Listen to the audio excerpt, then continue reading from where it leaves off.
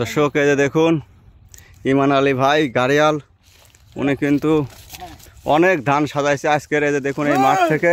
আর আল্লাহ তাআলা মানুষের নিয়ামতের জন্য এই সকল পশুগুলোকে তৈরি করেছেন। যেখানে ইঞ্জিনের গাড়িগুলো ফেল হয়ে যায় সেখানে যে দেখুন মহিষের গাড়ি কতটা শক্তিশালী এই পশু। এই যে দেখুন উনি কিন্তু ধানগুলো নিয়ে যাচ্ছেন। আমি আপনাদের যদি দেখাই, এই দেখুন কয় আটি সাজাইছেন? 100 আটি, বড় বড় আটি। দেখুন কি শক্তি মহিষের। কৃষকের ধানগুলো নিয়ে যাচ্ছে, কাদা মাটি, এই যে দেখুন উঁচু নিচু আলকুটা সবগুলোই কিন্তু এক কানের সঙ্গে উনি তুলে নিয়ে যাচ্ছেন।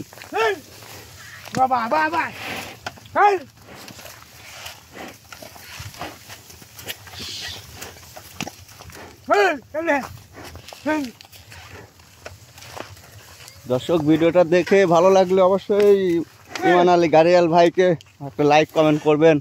এই যে দেখুন মহিষ কিন্তু খুব কষ্ট পাচ্ছে, তারপরেও কিন্তু টেনে নিয়ে যাচ্ছে। অনেক ভারী পশু, এটা শক্তিশালী পশু।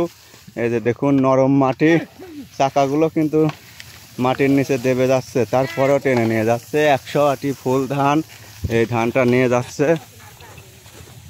উঁচু নিচু আলকুটা যা আছে টেনে নিয়ে চলে যাবে। কিন্তু এটা যদি কোনো ইঞ্জিনের গাড়ি হতো তাহলে কিন্তু ধাক্কা ধাক্কি করে 20-50 জন ঠেলেও কিন্তু নড়ানো যেত না। সেখানে কিন্তু এই পশু দেখেন কিভাবে নিয়ে যায়। এটা আসলে মানুষের কল্যাণের জন্য আল্লাহ এই শক্তিশালী পশু তৈরি করেছেন। দেখুন টানের সঙ্গে নিয়ে চলে যাচ্ছে, উঁচু নিচু যা আছে। আচ্ছা, ধন্যবাদ সবাইকে।